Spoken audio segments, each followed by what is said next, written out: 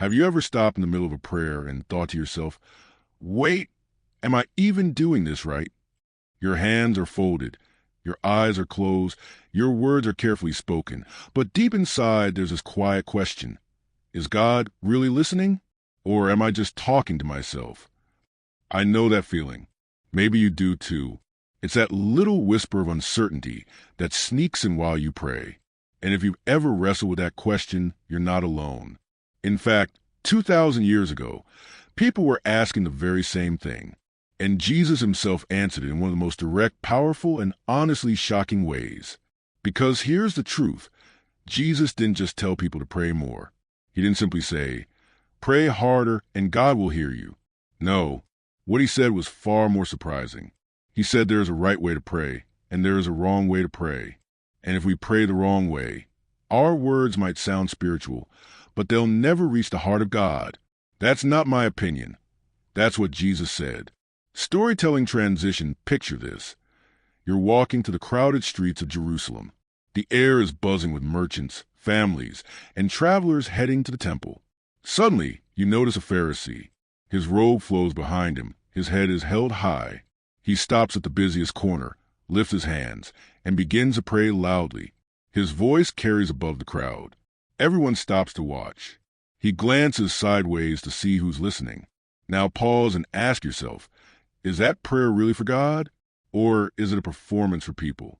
This is exactly what Jesus was talking about in Matthew 6 when he said, when you pray, do not be like the hypocrites. They love to pray standing in the synagogues and on the street corners to be seen by men. Truly, I tell you, they have their reward. That's a hard truth. Jesus wasn't condemning public prayer itself. He prayed in public too, but he was confronting the motive behind it. Was the prayer a conversation with God, or was it a show for the crowd? Building the theme, and if we're honest, that question still hits home today. Because sometimes prayer becomes something it was never meant to be. Maybe it turns into a script, words we repeat because we think God only listens to perfectly polished phrases. Maybe it becomes a performance, where we care more about how spiritual we sound than whether our hearts are truly open before him. Or maybe it feels like a ritual, where we go through the motions because we think we're supposed to, but our hearts are somewhere else entirely. Jesus cut right through all of that. He said prayer isn't about performance, repetition, or appearance. It's about relationship. That's why he told his followers, go into your room, shut the door, pray to your Father who is unseen, and your Father, who sees what is done in secret, will reward you. Do you feel the weight of that? Prayer isn't about impressing the world. It's about connecting with the Father. Personal connection. Maybe you felt like your prayers hit the ceiling and bounced back. Maybe you wondered why God feels silent when you pray. Friend, Jesus shows us that sometimes it's not about God's silence at all. It's about the way we're approaching him. Prayer is not a box to check. It's not a magic formula. It's not a performance to win applause. It is a lifeline between you and the God who created you. The conversation between a child and their father. And here's the good news. Jesus didn't just warn us about how not to pray. He also gave us a clear, beautiful, and life-changing blueprint for how to pray in a way that actually reaches God's heart. A way of praying that replaces uncertainty with confidence, emptiness with connection, and routine with power. Bridge to the body. So here's where we're headed today. We're going to walk through Jesus' teaching on prayer, step by step. We'll uncover the traps that can silently block your prayers before they even leave your lips. We'll listen to Jesus' words in Matthew 6, not just as an ancient teaching, but as a personal guide for your life today. And then together, we're going to explore the prayer that Jesus himself gave as a model. The prayer you probably know as the Lord's Prayer. But today, you're going to hear it in a whole new way. Line by line, word by word, you'll see why Jesus chose every phrase and how this prayer can transform not just your words, but your relationship with God. So stay with me, because by the end of this teaching, you'll know exactly how to pray in a way that pleases God. And from this day forward, you will never have to wonder again, am I praying the right way? Here begins the body section with Jesus' first teaching. When you pray, do not be like the hypocrites. Part 1. The warning against empty words. So let's begin with the very first lesson Jesus gave about prayer. He said, And when you pray, do not use vain repetitions as the Gentiles do, for they think that they will be heard because of their many words. Now imagine the scene. Jesus is speaking on the hillside, surrounded by his disciples and a crowd of curious listeners. The wind carries his voice. The sun is beginning to lower, and every word feels like it cuts through the noise of the world. The people knew what he meant. They had seen pagan priests chanting long strings of words, repeating them over and over, almost like a spell. They believed the more words they piled up, the more power their prayer had. It wasn't about relationship. It was about ritual. And if we're honest, sometimes we fall into that same trap today. Maybe you've caught yourself saying the same phrases in prayer without even thinking about them. Maybe you repeated a request so many times that the words feel empty, almost mechanical. Jesus wasn't saying we should never repeat a request. He himself prayed 3 times in the Garden of Gethsemane using the same words. What he warned against was a belief that God hears us because of how long or impressive our prayers sound. God isn't counting syllables. He's listening to hearts. Part 2. A father who knows before we ask, then Jesus said something even more astonishing. Do not be like them, for your Father knows what you need before you ask him. Pause for a moment. Let that sink in. Before the first word leaves your lips, before the thought even forms fully in your mind. God already knows. Think about how freeing that is. Prayer is not about informing God. It's not about presenting a perfect report or convincing him of your need. It's about opening your heart and drawing near to the one who already understands.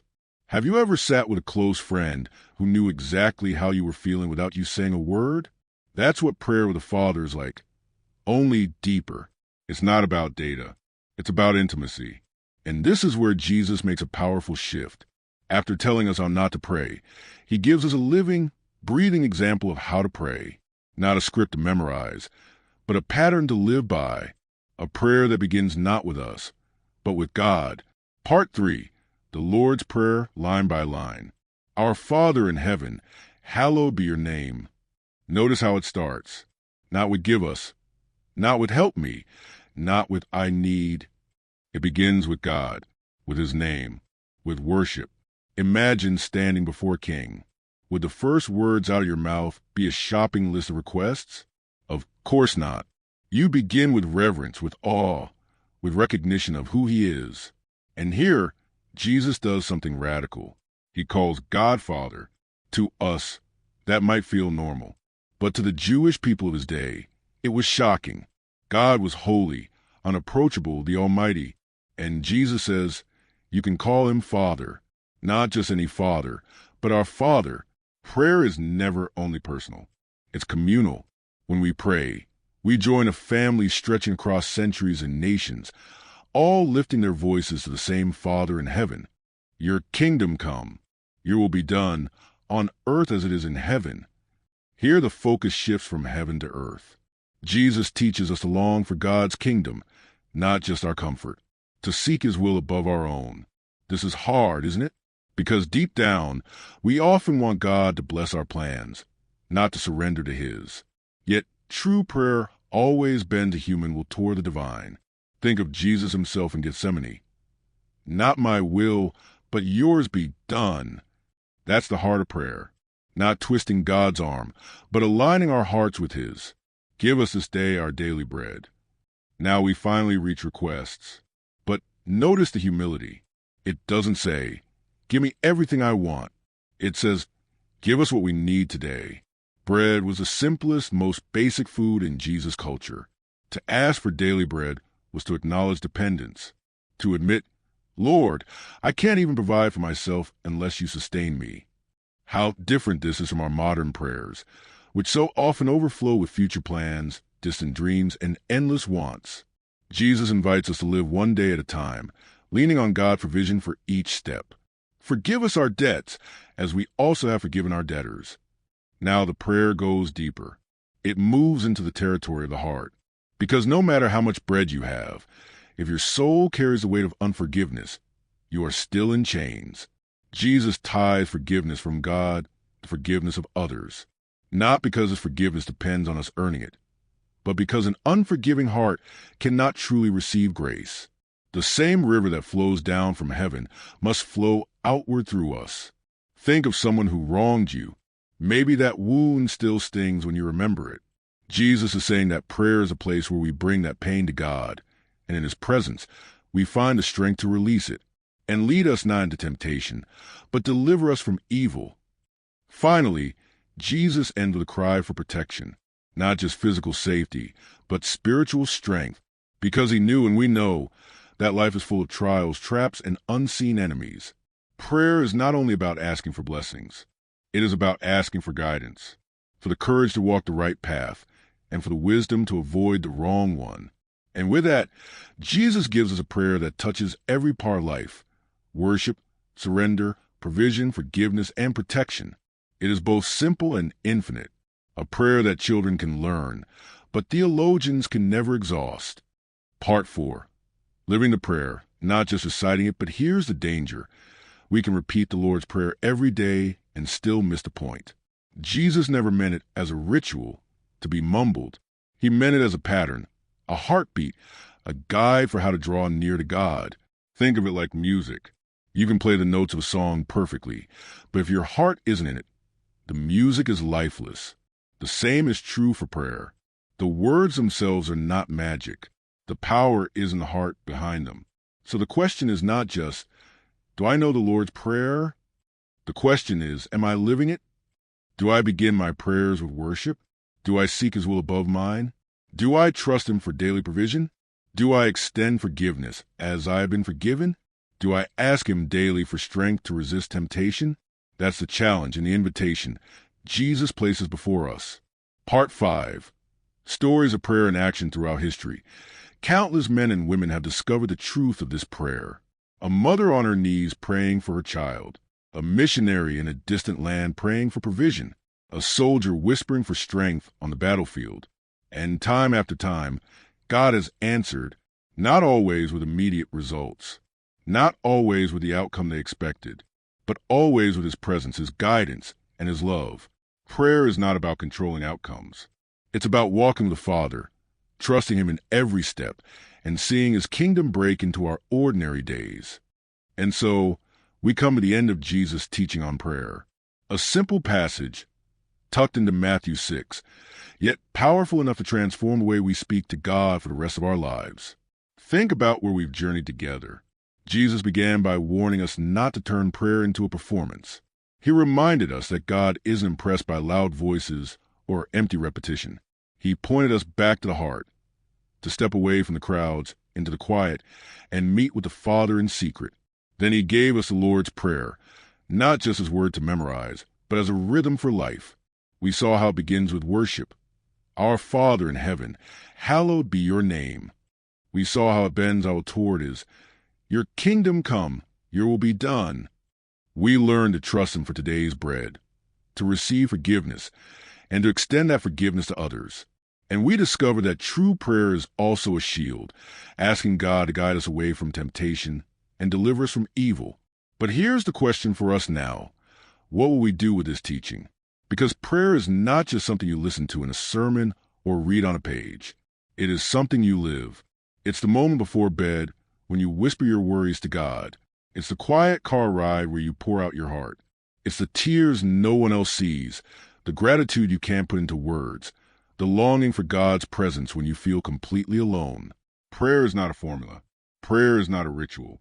Prayer is the breath of the soul. And when we pray the way Jesus taught us, we find ourselves stepping into a conversation with the Creator of the universe. Not as servants trembling before a master, but as children running into the arms of a Father. Imagine what would happen if this prayer became not just words you repeat, but a pattern that shaped your life. Imagine beginning each day with the recognition, Father, you are holy. May your kingdom come. Imagine facing every challenge with a trust. Give me what I need for today. Imagine walking in forgiveness, both receiving it and giving it. Imagine being guarded from the traps of temptation and delivered from evil by God's hand. That's not just religion. That's transformation. That's life with God. So the invitation is simple. The next time you pray, tonight, tomorrow morning, whenever you kneel before God, don't worry about how perfect your words sound. Don't try to impress him. Just come, bring your heart, pray the way Jesus taught, and trust that your Father, who sees in secret, is already listening. And here's the best part. When you pray like this, you never walk away empty. You may not always get the answer you expect, but you will always find the presence of the Father. And in the end, that's what prayer has always been about. Not getting what we want, but becoming who we are meant to be in Him. So take this prayer not just into your lips, but into your life. Let it be the song your soul sings each day. And as you do, you will discover what Jesus promised, that your Father, who sees in secret, will reward you openly. And that reward is not just blessings here on earth. It is the unshakable joy of knowing that your Father is with you, that His kingdom is breaking into your world, and that His love will carry you always